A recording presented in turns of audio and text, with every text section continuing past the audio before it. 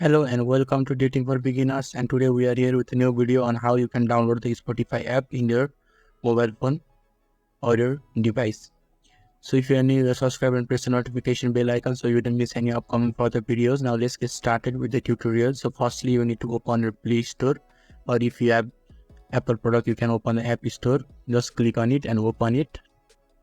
And when you have opened it, this will be the interface that is shown to you. On the top there is a search bar. You just have to click on the search bar and search the name of the app, that is Spotify, and just enter the search, and you just have to click on the Spotify that is shown here. So currently I have already installed it, so there is an option of uninstall and open, but when I didn't install it, there was an option of install instead of uninstall and open. I'll just give you an example. I'll open a random app. As you can see, there is an install button, so same button will be shown instead of uninstall and open button.